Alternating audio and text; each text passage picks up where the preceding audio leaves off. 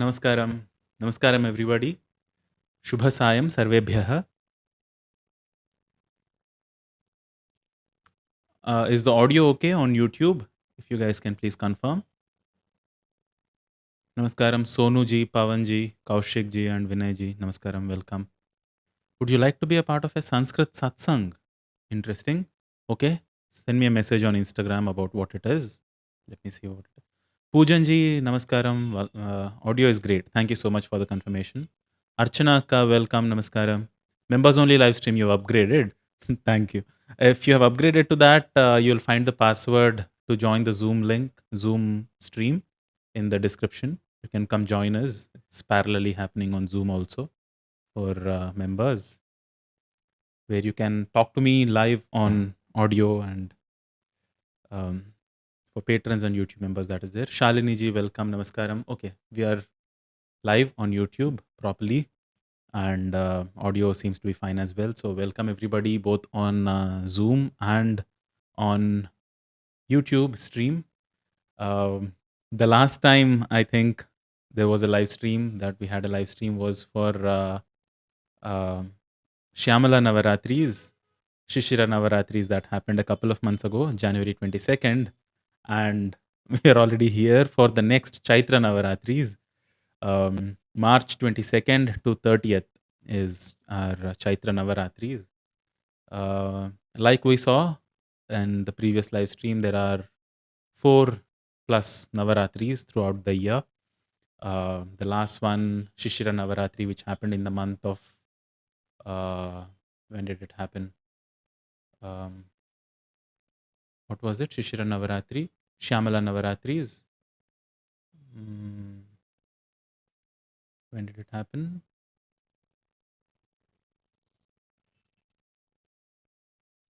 January, right? January 22nd. And every 2 months, roughly, we have one Navaratri. And now that was for Devi Shyamala, the Shishira Navaratris. Now it is for Goddess Lalita. And the next Navaratris, which are going to happen in Ashadha Masa, are roughly around June, July timeframe, is for Goddess Varahi. And the Sharan Navaratris, which are the most popular, are for Goddess Durga. So as I said, it's been entirely too long. We had the Mahashivratri celebrations happen in between, and I thought we'll have one live stream to restart the content exploration that has almost taken a pause. So namaskaram, welcome. I see there are more people now. Let's get started with, these are today's topics. I'll reduce my size a little bit. I hope you guys can see all the 3 points on screen. So what we're going to explore as a restart to our content exploration are the fundamental 4 pursuits of the Hindu way of life, for a lack of a better term, that generally are understood as, the human objectives, the fourfold pursuits that all of us are on. Whatever be our paths of life, we are behind these 4, which are generally referred to as Purusharthas. They are Dharma, Artha, Kama, and Moksha, respectively. Why suddenly this topic? And because there are so many other topics in demand, like Vakshuddhi and the Shri Yantra itself. I see there are already questions in YouTube chat. But why this particular topic? Because New Year is coming up. Ugadi, or Gudi Padwa as it is known and celebrated across multiple states. Sadly, this is also the time when April Fools is also celebrated, because they thought we are fools to celebrate New Year during this part of the year. But this is what feels like fresh start of the year, right? After all the cold months that we've been through, it is now that the weather is taking a turn. We are in Vasanta Rutu, which is the best of seasons. So it's all fresh crops. Everything is, new. And we're going to soon suffer summer also. So this Uttarayanam this time is best for new beginnings and new year, which is celebrated as Ugadi or Yugadi or Gudi Padwa. So I thought we'll start with the fundamentals, the fundamental four pursuits of human life. And I know there are other playlists of Sangeeta Ratnakara. I've just started touching upon it, and the Soundarya Lahari playlist has to be completed. There are a few along the way, but before continuing with those, I thought we'll touch upon these. And most of us know that there is extensive literature uh, in all these four pursuits of life, be it dharma, artha, kama, or moksha. But the more popular ones that are known are the Manusmriti for Dharma Shastras, Chanakya Niti, Chanakya's Artha Shastra, or Kautilya Artha Shastra, as it is known in the field of Artha, and Vatsyayana's Kama Sutra in the domain of Kama, and Patanjali's Yoga Sutras for Moksha. There are many, many other texts as well, but these four are considered seminal. They are the go-to text. They are the most comprehensive in all these four domains. What we'll do is we'll quickly go through the definitions of Purushartha, what Purushartha is, and generally all these four terms are largely misunderstood. There is a lot of misconceptions around what dharma is. That has been an eternal question. How do we define dharma? Is it religion? Is it law? Is it something else? And if it is defined, is it once defined and set forever, or is it something which is constantly subject to change? So similarly for Artha, Kama, and Moksha as well. There are a lot of these questions. We'll understand these terms and look at what the texts are.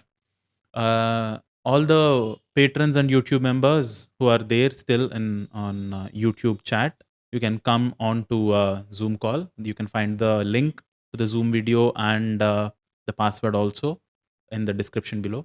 Namaskaram. Ish ji, is it? EASH. Namaskaram. I see you joined in. Welcome, welcome. So if you have any questions, you can. I see there is something in chat already. Namaskaram, everyone. Cindy ji says yes. And these texts going forward, will explore all of these in their originals. So that is the plan. I thought of increasing the number of live streams going forward like this, one-to-one conversations, and then they will be put out as clips separately. So this is what I have roughly planned for this evening. And before we get into this, a few general updates. Like you guys might have seen, I've had a podcast with one of these very popular podcasters of the Indian YouTube scene called Beer Biceps, or Ranveer Alabadia. After that, there have been a lot of memberships. There have been a lot of mails and questions about various different topics. So if you have not checked out that podcast already, thank you so much, guys, for the appreciation on Zoom call. If you're not checked that, please do check it out. So there have been some interesting topics which have been covered there. And one thing that happened there with that interaction was my eyes got open to this business of YouTube, the entire aspect of how people create content. Like, they make content machines that churn out content. There are big teams for thumbnails and all sorts of content, content creation pipeline. So I thought, I got a lot of inputs from there. I kind of started looking at our own analytics a little more keenly. And one more thing is, within a couple of months, I guess, we'll be touching 1 million subscribers. So these are 1 million enthusiasts of Sanskrit language, which is amazing. It has not happened before, and in any Sanskrit platform. So we are, in absolute number terms, the biggest community of Sanskrit enthusiasts out there. So all of these metrics kind of made me think a little deeper on how to approach content further, how to make sure that people from different interest groups. All of us who are a million in number are not interested in the same kind of things, same kind of topics. Some of them want, grammar lessons. Some want conversational Sanskrit lessons. Some are interested in literature. Some in Yoga Sutras. Some in Bhagavad Gita, Valmiki Ramayanam. The gamut of literature is extensive, but how to cater to everybody while covering authentic original Sanskrit content has been something which has been on my mind. So in that pursuit, I've thought out that going forward we'll have more and more live streams like this with YouTube members and Patreon members, and snippets from these, be it half an hour sections or smaller ones, I'll keep posting them on YouTube, because going forward the kind of topics that are there to cover might or might not be most algorithm friendly. I also had some insights talking to a lot of YouTubers and people in that domain, about what makes for engaging content which YouTube will promote to more and more people. Conversations like these are not really the most engaging. YouTube, the platform as it is, demands a certain kind of speed, a certain kind of delivery of content, which I don't think is the best for learners, serious learners of Sanskrit. So going forward, we'll have more of these live streams, but they'll be dedicated more towards um, a smaller audience group exploring very niche topics, and clips that I think will, be most apt for the YouTube algorithm. I'll be cutting them out and posting it there. And some updates from the past few months since we've had the live stream. Um, Mahashivratri happened, and since then I've just been on a very internal kind of contemplative zone, and there has not been much content posted. But as I said, this is going to be a kickstart in that direction. So this has been it. And yes, the silent flautist with Vivek. Um, there is, the Bansuri journey and the practice there will also get started soon. During these Chaitra Navaratris, there are a couple of festivals that are coming up. Sri Ramanavami being the most important one of them, and there is a lot of content around Lord Rama. There is Rama Raksha Stotram, there is Aditya Hridayam, there are Vishnu Sahasranamas already covered on the channel in a lot of detail. So if you guys want to make use of that, you can search for these terms on YouTube and you'll find the renditions. Next week, Saturday, Sunday, we will do a live stream exploring Rama Raksha Stotram in finer detail. I've already made a rendition of it with my own translations and the guided chant. Next Saturday, Sunday, we will do an in-depth exploration, more, a deeper look at each individual shloka, how to chant it. One other general update is we now have a sizable group of regional language experts that I am personally in contact with. The idea is not to keep doing this in English. This has been one complaint since the beginning, that sir Hindi mein baat karo ya Telugu lo nerpinchandi, or in every regional language has people asking Sanskrit lessons in their own regional language. Shyamala Dandakam has been an attempt in that direction, where we did it in almost 5 different languages. So we now have contacts from Nepal to Sri Lanka. We have a small WhatsApp group with regional language experts in them. So we are trying to make all these exploration, whatever we do, we'll try and do it in regional languages as well. Let's see how far we can take that. So with that, the word Purusharth. Are there any questions? I see there are a lot of questions in chat. Rajneesh ji on Zoom, I'm interested in learning the Sanskrit language. And target is to completely converse in Sanskrit in the near future. Yes. So Sambhashana Sanskritam patitum ichchati, and there are, there's more demand for that. So Vakshuddhi lessons, I will post them soon. members separately, maybe we can have a poll when you guys are free. Um, Maybe tomorrow, maybe day after. If you guys are free on the weekdays, we can have classes among ourselves. But the best way to start learning language, there is a video that I've made, the 4 steps, starting from Vakshuddhi to Bhasha Prayogaha, which is conversational Sanskrit, to Kavya Parichaya, which is introduction to literature, which is what we are doing here in this live stream a little bit, to Nigamagamam, which is the study of Vedas and Upanishads and the more spiritual topics. These are the 4 steps towards learning Sanskrit in its, you know, uh, in uh, in all its dimensions. Um, so among these 4 steps, the first step, which is Vakshuddhi, is already live. YouTube members and patrons would have access to all the previous class recordings. You can go through them, or live classes. I'll come up with them soon. Um, no, for the shorts, I'm thinking I'll put it on the same channel. Let's see, Vivek ji. You guys want to learn Sanskrit? Likhit ji says he wants to learn Sanskrit. Vakshuddhi is the best place to start. Namaste from Nepal. Roshan ji, namaskaram.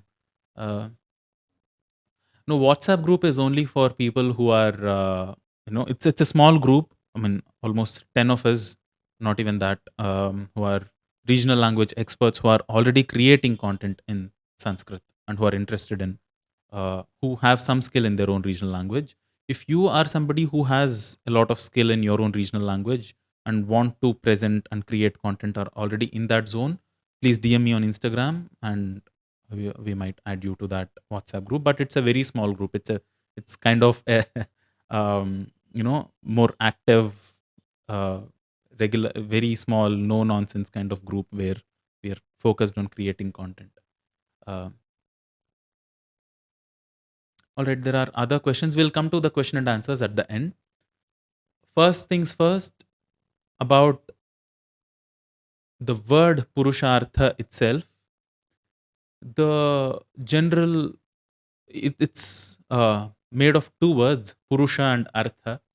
When we understood, when we went through the names of Vishnu Sahasranamam, where Purusha is one of the names of Lord Vishnu, we saw this, that Purusha, even though it is generally used to refer to a man, the masculine gender, it is a very limited usage. Purusha, the etymological origin comes from Puri Shete iti Purusha. Puri is within the city, or the Navadware Pure, which is the Deha that this is, the city with 9 gateways or entrances and exits. The one who resides within this body is Purusha. In that sense, it is the self or the soul or the inner drive. Why the drive? Because Purati Agre Gachati iti Purusha. That is another etymological definition, which is that which resides within and propels us forward is a Purusha. Puranat Sadanat Chaiva Purusha. That which fulfills and nourishes from within is Purusha.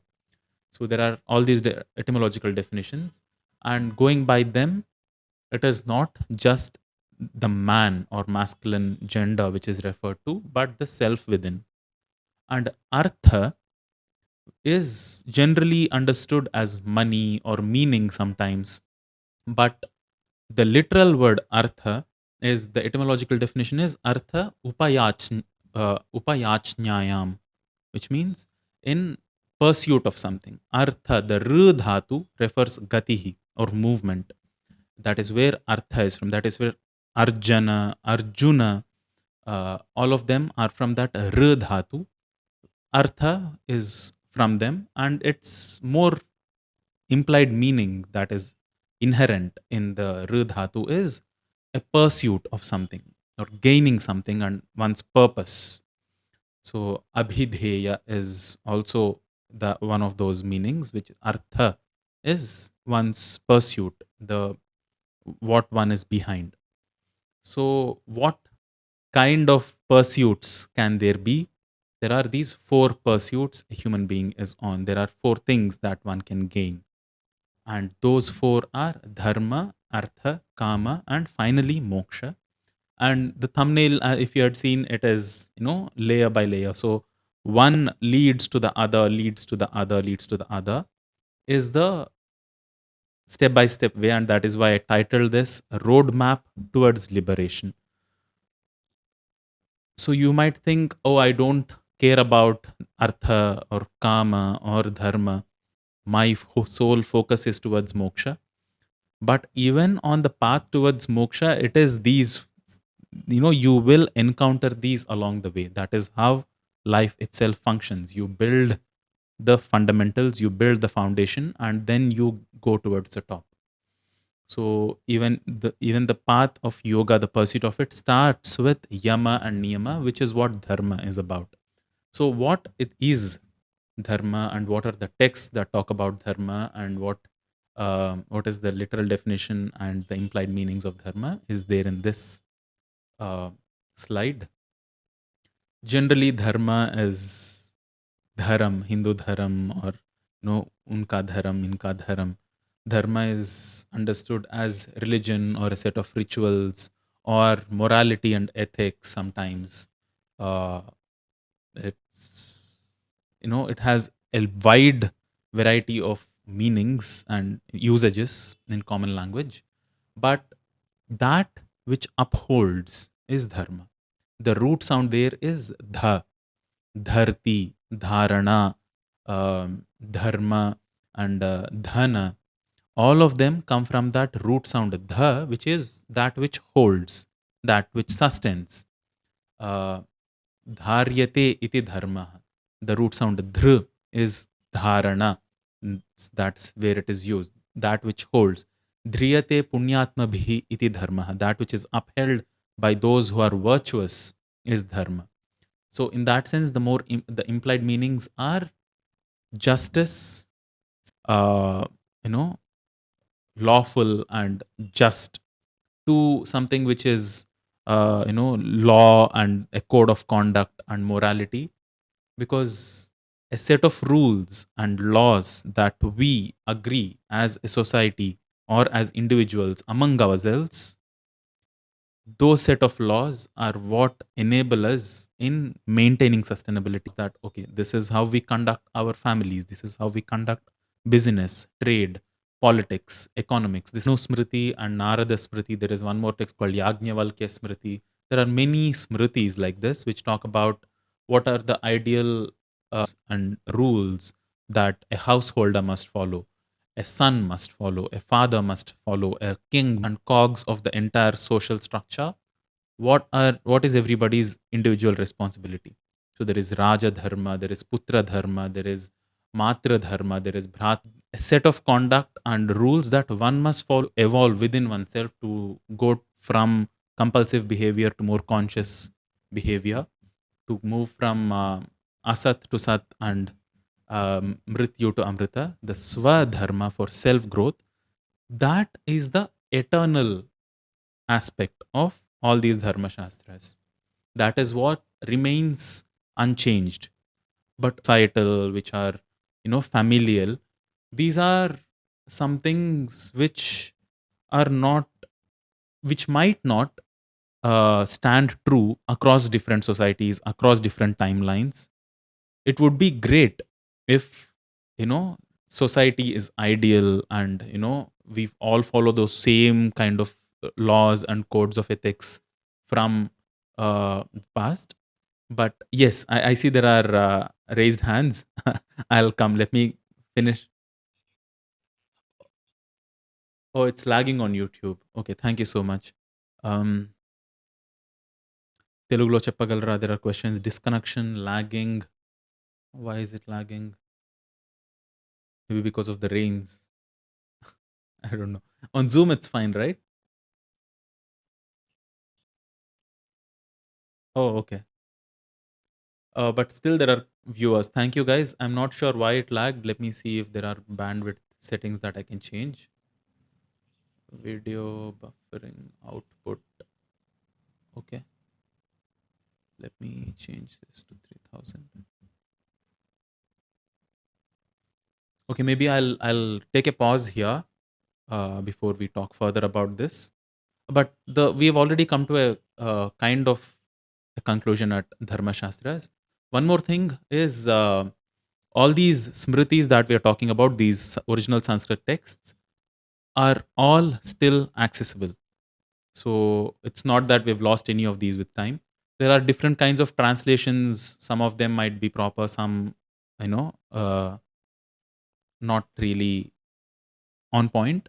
But I'll share all these texts in their original Sanskrit sources on a Google Drive link and post it on Patreon and YouTube later. Um, is it fine now, guys? It's back. Thank you so much for the confirmation and for pointing this out. I don't know, maybe it'll. I mean, I changed bandwidth settings here. I reduced the bandwidth a little bit. I hope it should be smoother at the cost of clarity a little bit. It might get pixelated, but it should be smoother. Thank you so much. Lagging, disconnection. I don't know when it stopped on YouTube. But I hope you guys got a gist of what dharma itself means. Why it mean the implied meaning is sustainability, that which upholds us as life forms and as a society, that which upholds society. From there, why did it move towards lawfulness and rules, a set of you know impositions on society? This is where a lot of people have problems with this, that oh, these are too rigid, there is nothing it's imposing upon my individual freedom and liberty. But that is what rules are, that is what a set of agreed upon rules are. One might think um, these are restricting individual freedom, but to function smoothly as a coherent society, we need to agree upon a set of rules. This is as simple as traffic rules and lights, right? It's of course our individual liberty to run amok on the streets, but for a smooth, sustainable uh, functioning of roads, and for everybody to get to their destination smoothly and in a sustainable way on everyday basis, we agree that okay, we'll stick to one side of the road. We'll make sure that we'll stop even if we are getting late when the light turns, so and so, right? So it's uh, let me use the word, it's compromising a little bit on individual uh, freedom to the absolute freedom, so that everybody gets a little bit of their way. So everybody has a right to their own way. So this is why something which is sustainable, something which is lawful, just, has to come at a cost of individual freedom. And what is that compromise? How much should there be? Who should listen to whom? Who has authority over whom? This is what dharma shastras are all about. So that is why they come across as a little oppressive. It's not oppression, it is uh, prescription. And one, if you don't follow that prescription, of course there is a punishment. It's as simple as it, right? So what is that punishment? Who must be the one who punishes? And all these topics are what are covered in dharma shastras. But then again, are these relevant even now? When were these texts written? Manu Dharma Shastra was written many hundreds of years ago. But in a society which has moved forward from the familial structures, then from the rulership, the set of ideals that we have as a society, individual relationships, marriages, family as a unit, all of it has changed. So not all of these texts are relevant in all their stanzas as it is today, of course. So this is where people who stick on to these traditions and say, "Oh no, they are relevant, they are eternal in all their aspects, they are flawless," are wrong. They are not uh, valid forever when they come to prescriptions that deal with the society, that deal with things that are changing with time. But when it comes to the self, the swadharma aspect of it, it is the human nature is something which is the way it is, the way it has been. So, with in those aspects, these texts, these prescriptions are eternal. When it comes to family units, sons' responsibilities, daughters' responsibilities, the thing is, the way these prescriptions are made with very deep understanding on what would be the best way of life, how um, a society should function. Now we are all living in this great dream of democracy where everybody's voice is supposed to be heard, but there are still questions there on as to um, how effective it is. Is this really the way it should be, where somebody who is not really well informed, well educated, capable enough to you know understand and opine, does everybody get the same weight of opinion even if they're not informed about it? There are a lot of problems in that aspect also, so not going too much into that. um, that if we look at it with an open mind, we see how timeless even those aspects are. Going through some of these texts will actually make you wonder if we are really progressing as a society or regressing from the prescriptions that were laid down before, about how much to consume of the planet, how to treat parents, and how to treat those who are across different segments of society, how much to punish, who to punish, whom not to punish. These, again, if we look at we'll explore all these shlokas in more private settings, because this is the beginning of the varna vyavastha, and everybody's responsibility towards the society at large, who gets what kind of punishment, who does what kind of job. All of that is what these are very sensitive topics, of course. So this is what dharma shastras talk about.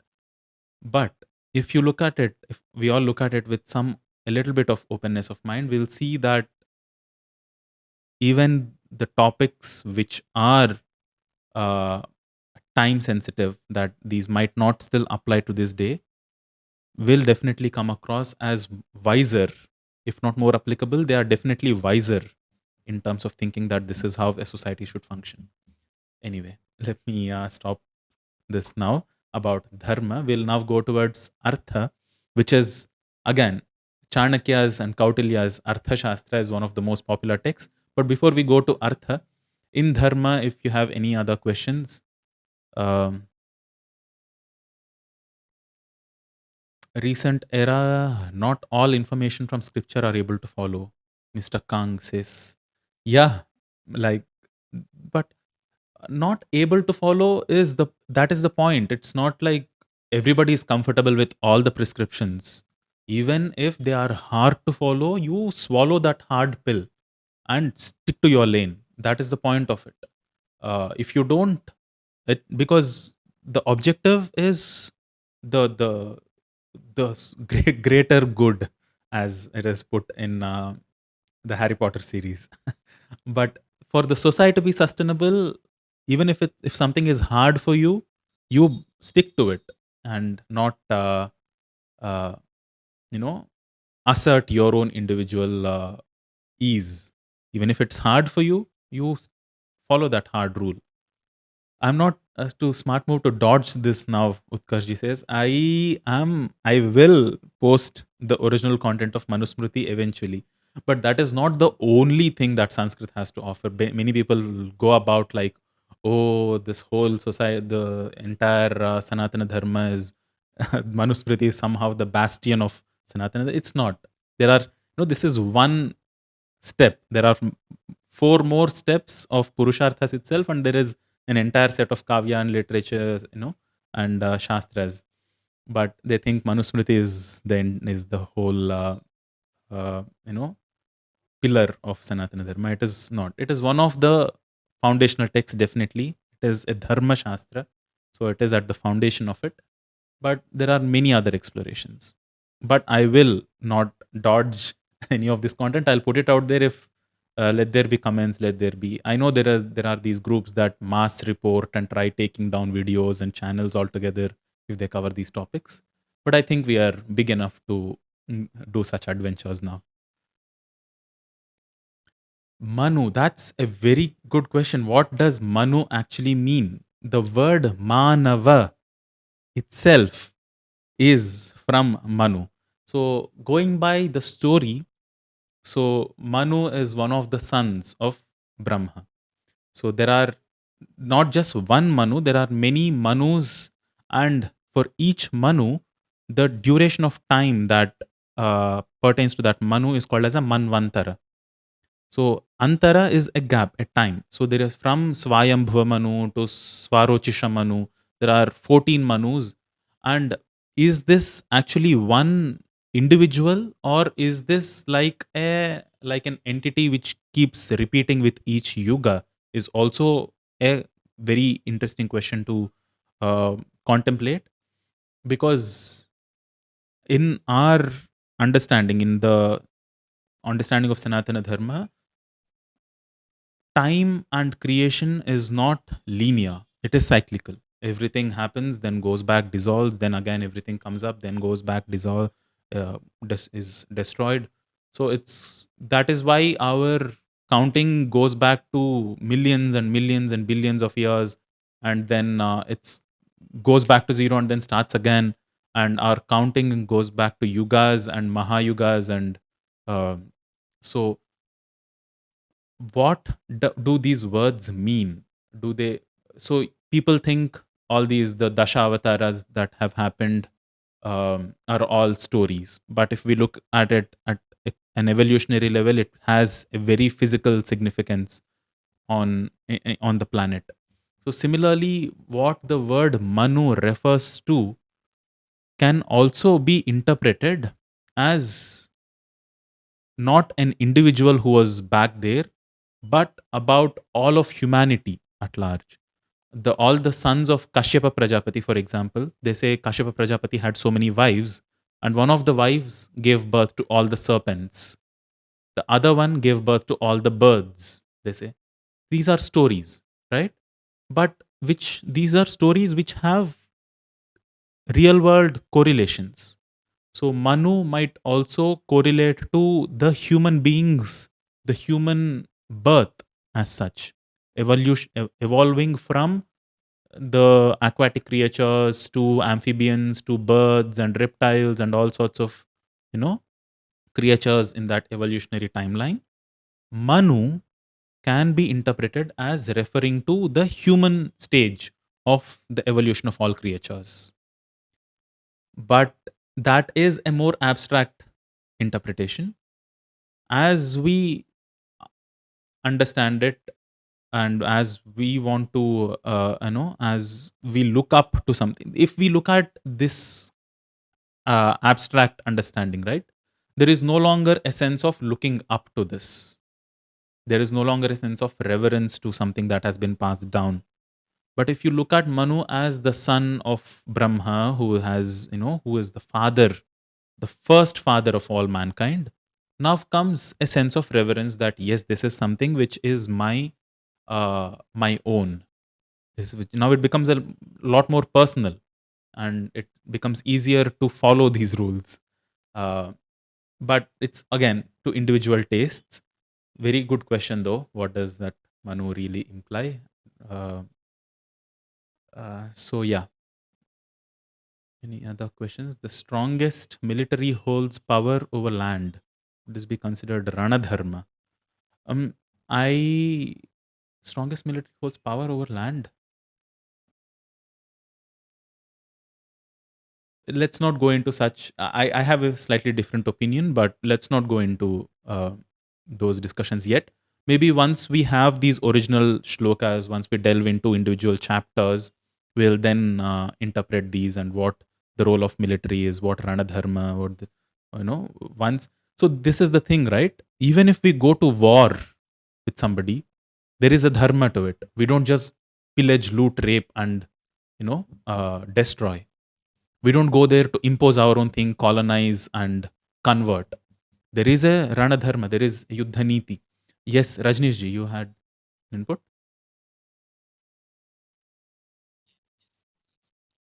Mm-hmm. Mm-hmm.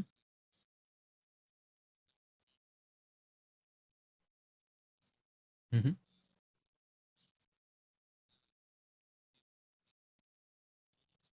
Hmm. Right.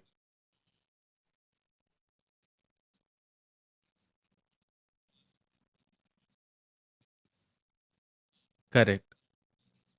Absolutely. Yes.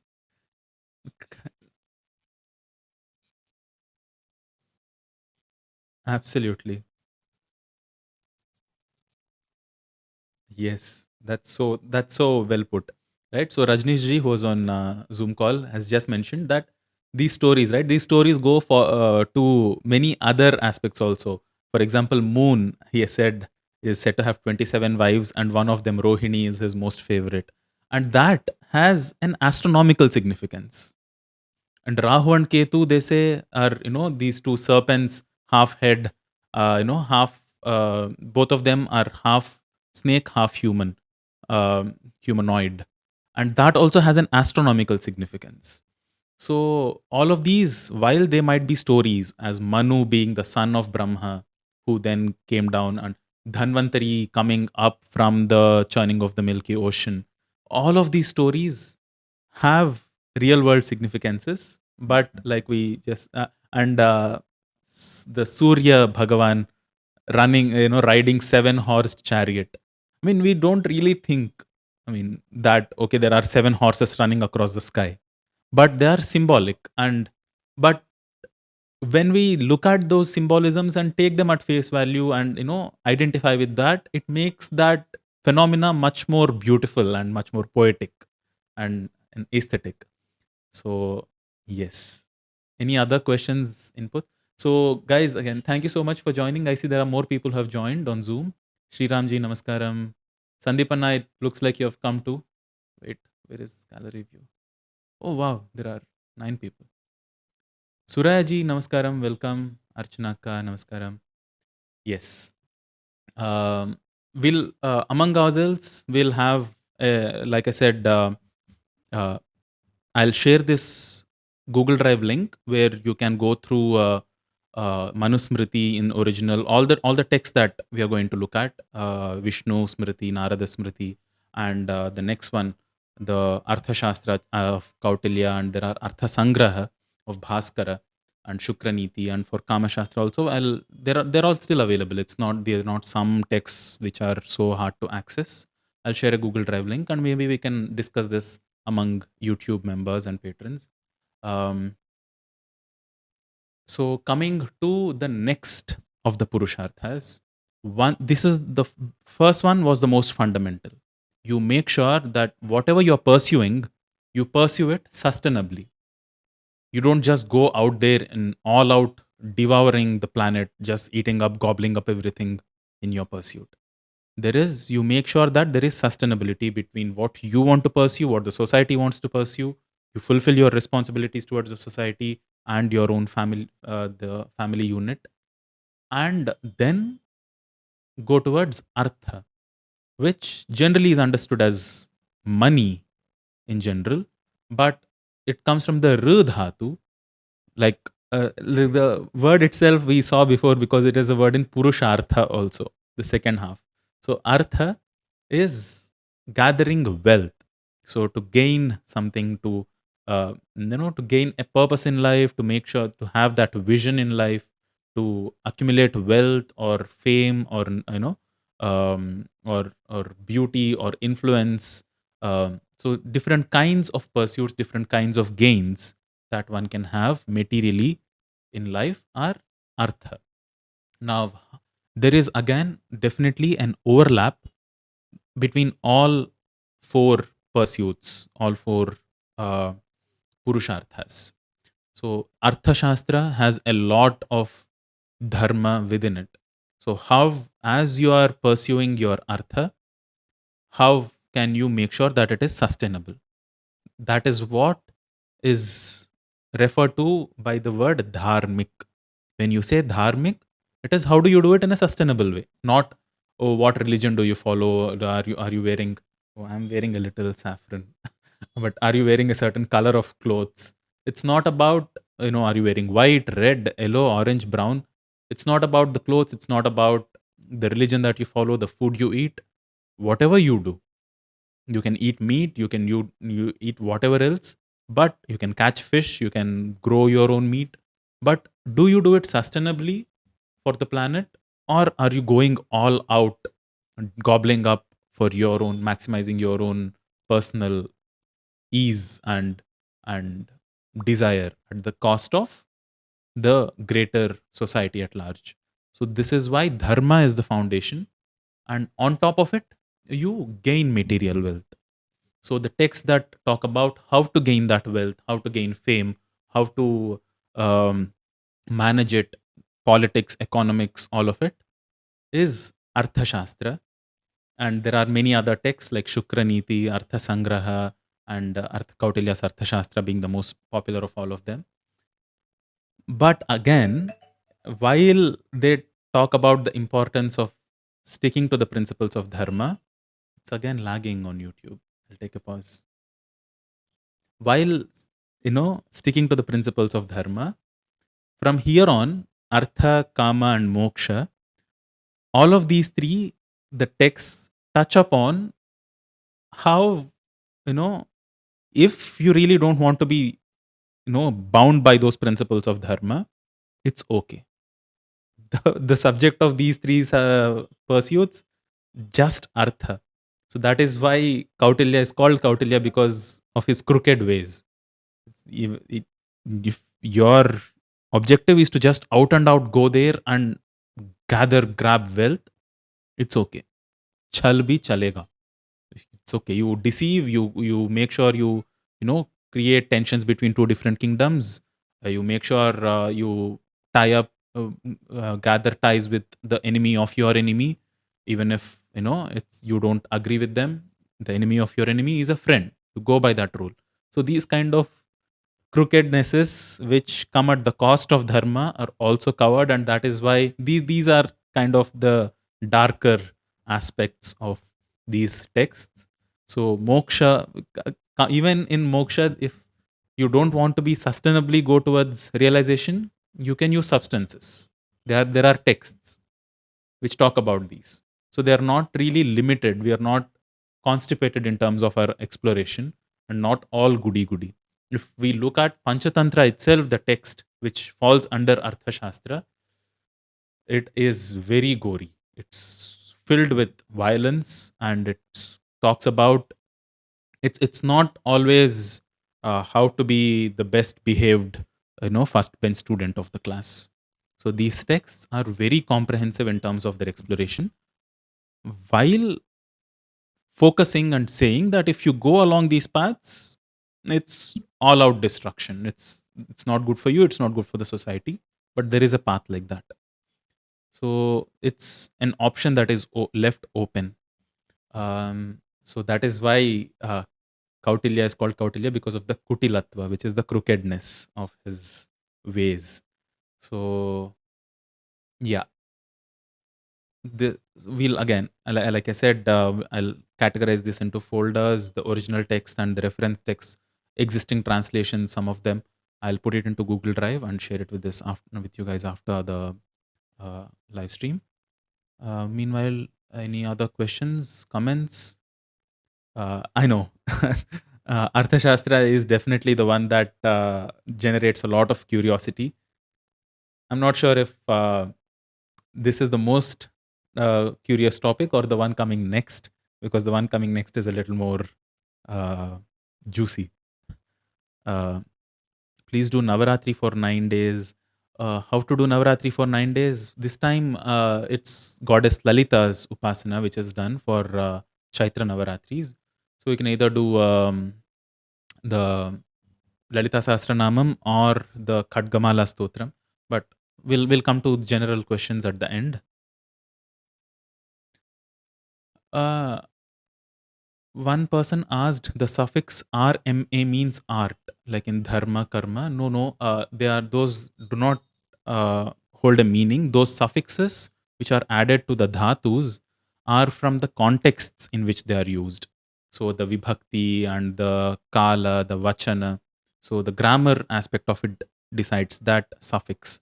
So dha and r are the dhatus, those which hold the meaning for dharma and artha.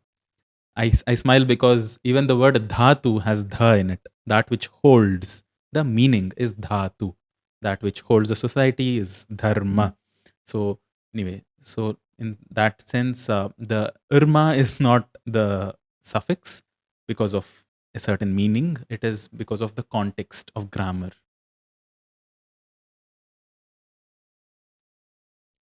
All right. Yes. Of meaning of kama. Yes. Coming there, Prasadji. Uh,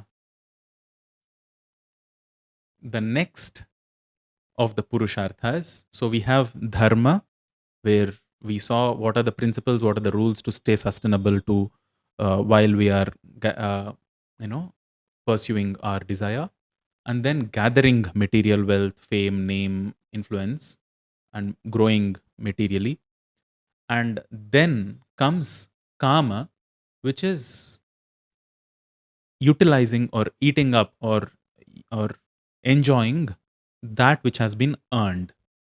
But then again, the word kama has just been used to denote either sex or adultery, or it's looked at some kind of a sin.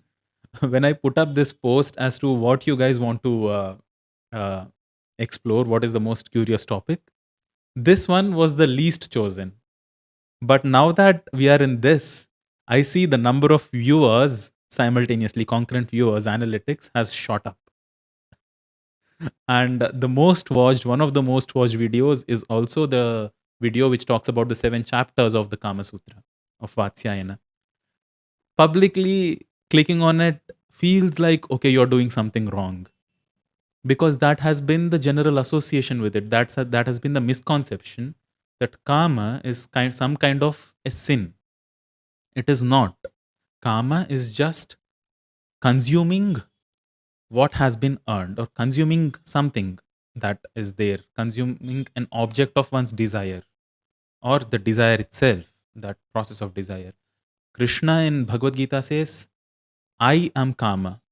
But he adds a caveat saying, I am Kama in those people who are not against Dharma. So, Dharma aviruddha bhuteshu Kamaha asmi Bharatarshabha, he says. Dharma viruddho bhuteshu Kamosmi Bharatarshabha. So his I am desire in those people who are not against sustainability, who conduct their desire, who conduct their affairs in a sustainable manner. I am desire. So you can understand how rampant adultery is not sustainable, right? How uninhibited sex in the society is not sustainable neither for one's growth, nor for society, nor for familial structures. So that is why Dharma comes at the foundation of all of it. Now, what the real meaning of karma is one of the meanings also one of the interpretations of meaning also says that the word karma comes from the sound that one utters, the cooing or the ka sound during sexual intercourse. That is one of the meanings. But the root sound they say is kam, and the karmani suffix, which is dhan pratyaya, when it adds, it becomes kama.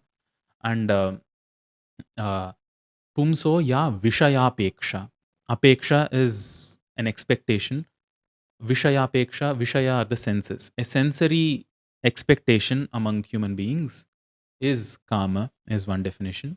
And of course, the most popular text, many people think it is the only text, it is so popular, is the Kama Sutras by Vatsyayana. There are many other texts though. Okay, there is more lag. Okay. I hope there is no lag now. There are many other texts, at least 10 other texts in Kama Shastra. Some of them, the more popular of them are Rati Rahasya and Anangaranga. There is one more called Manasollasa.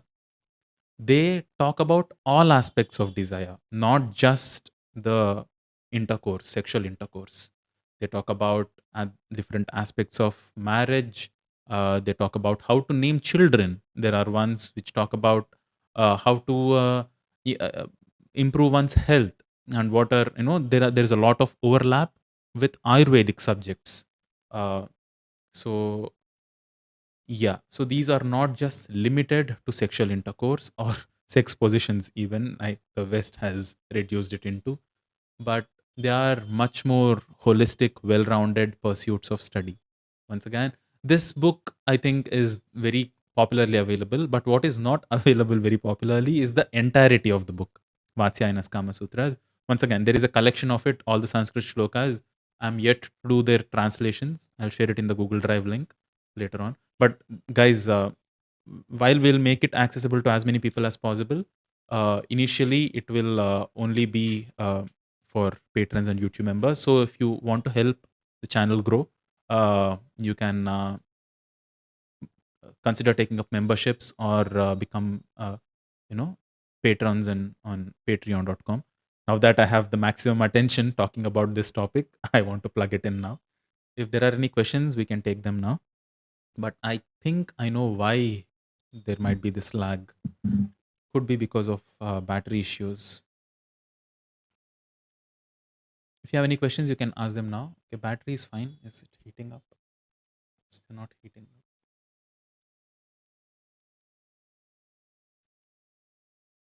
No lag right now. Okay, thank you, Saurabh. In Latin, kama means bed. Is it? Okay, interesting. Don't know how it's pronounced though, but interesting.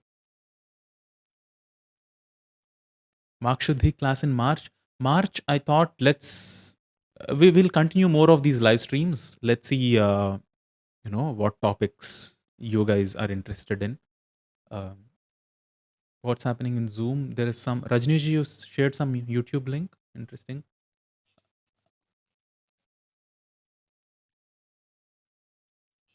Okay, okay, cool. Sure. Yeah, let's go through that later. All right, let's continue with the content on YouTube. The final pursuit after one has fulfilled one's responsibilities in Dharma and then accumulated wealth with Artha, enjoyed one's sensory pursuits with Kama, growing beyond all of this, the final leg of human ambition is Moksha, which comes from the root sound Muku. Muku Mochane is the Mukunda word is from there, and Mukti is from there, which means liberation or release. So, but again, thinking of moksha, people think the first misconception is it's some kind of philosophy. These are philosophical debates, these are thought processes, ideologies that go on in people's heads.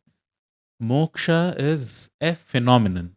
It's there it's growing beyond physical compulsions of even birth and death. So that is why many people use the term ultimate liberation, ultimate freedom. But there is only one freedom and there's only one liberation. If you're free, you're free. If you're not, you're not.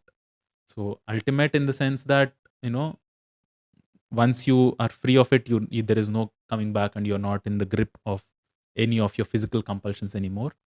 But the word that is, that can be looked at to understand moksha best is the word vimochana. Vimochana, most Indian language speaking people have heard of. So that vimochanam, which means release or becoming free from some kind of a bondage, setting oneself free, is moksha. And there are, fortunately, or as guiding principle, this is one uh, domain where there is the most extensive set of literature available in Sanskrit.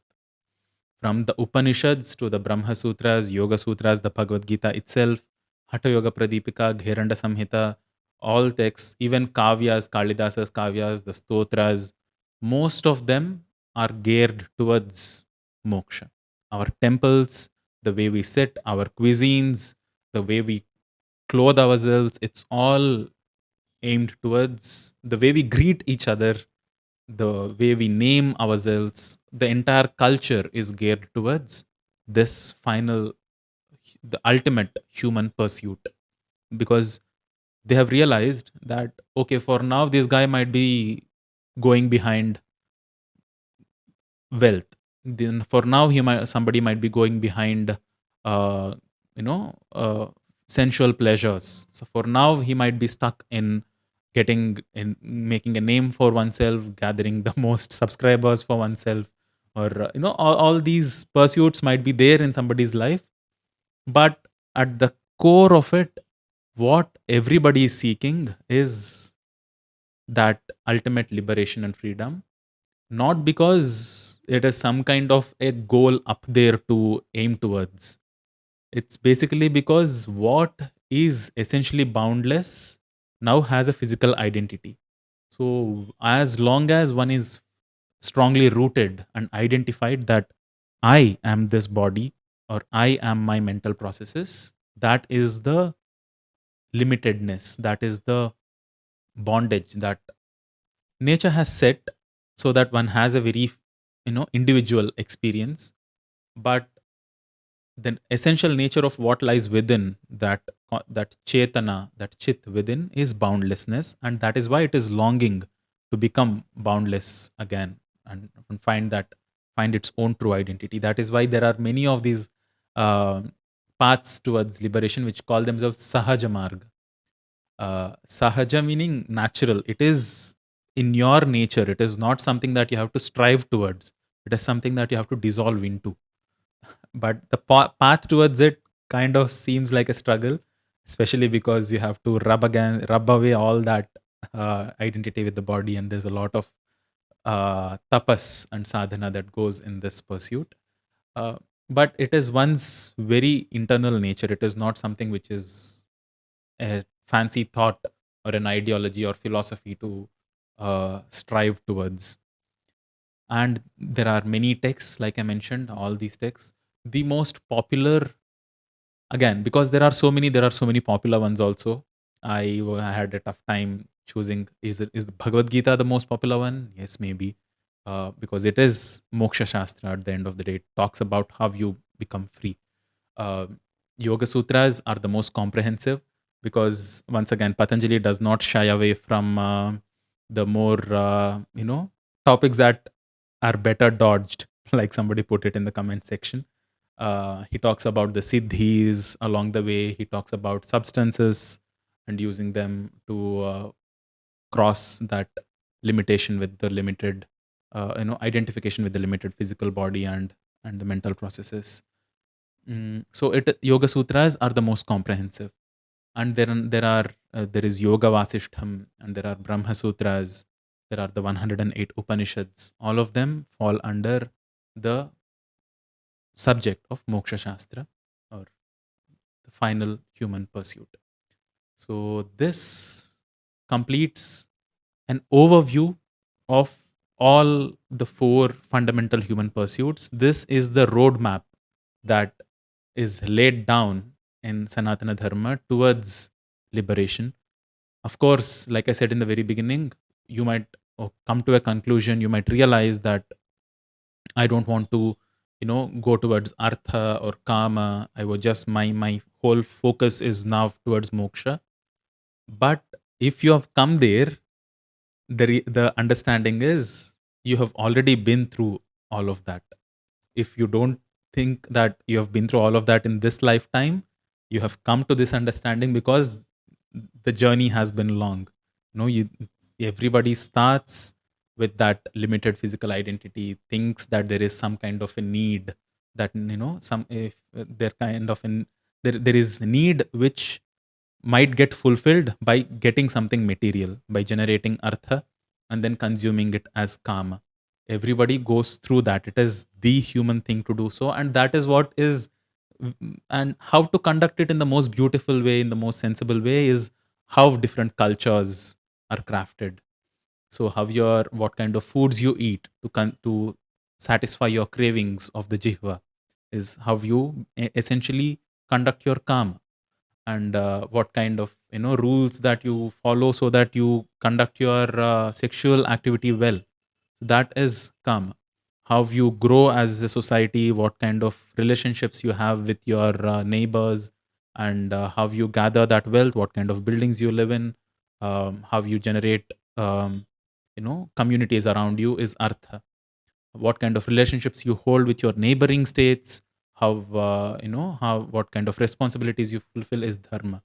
So all of that is essentially what culture is. So these human pursuits, these human longing, as one wishes to fulfill them one by one eventually reaches this stage when one notices that step by step accumulation and step by step consumption will not really bring uh, eternal satisfaction. There is no such thing as satisfying the human desire once and for all.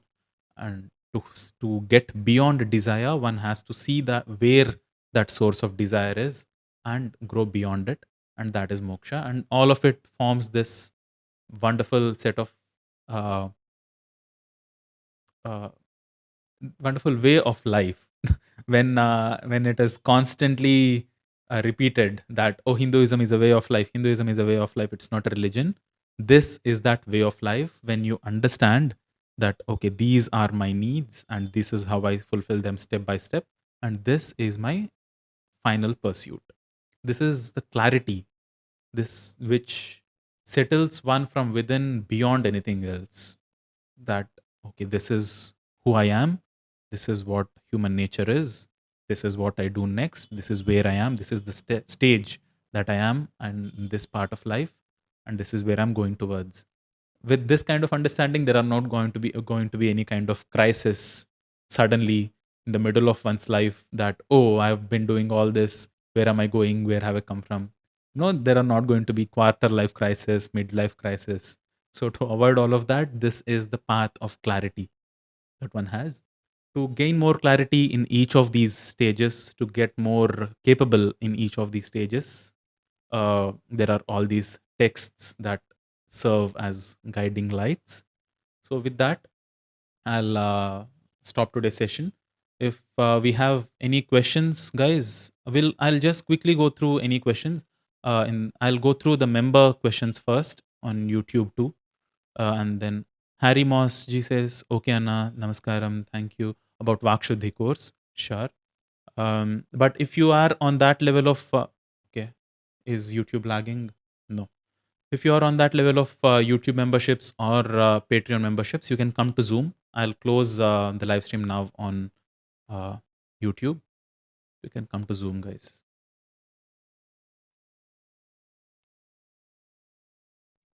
No other member questions. Digital Vibes says disconnection. Oh, that was long ago. Dharma is the innate duty of one towards self. That is Swadharma. There can be duty of one towards the parents, is Putra Dharma. What as the child of parents, what is your duty towards your parents so that it is sustainable? Once again, not clinging to them forever.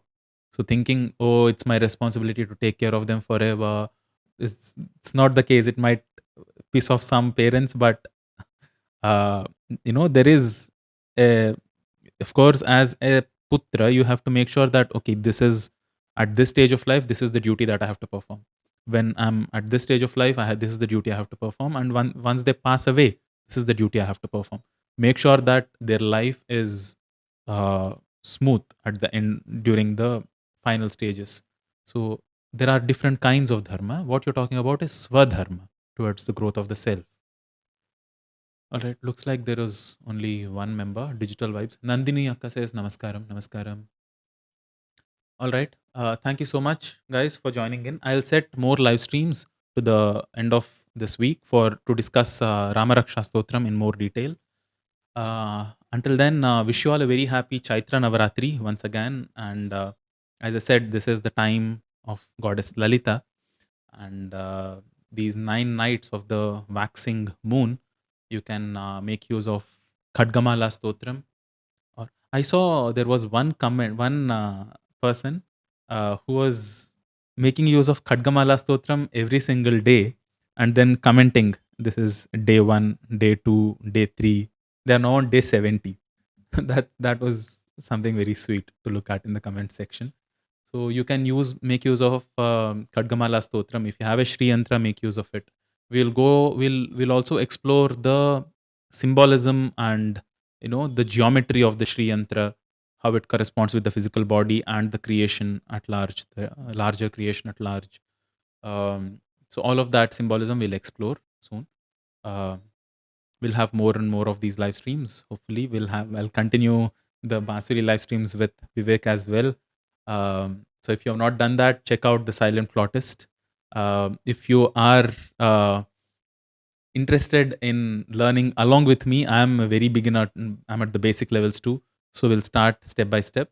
That those videos might not be YouTube algorithm friendly, going at a very slow pace, talking. So they might be again member only.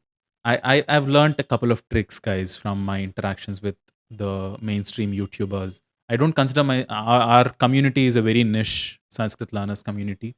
Somehow ga- we have assembled 1 million subscribers without being too business savvy. But I want to be a little more. I want to pay a little more attention towards the Artha aspect of it.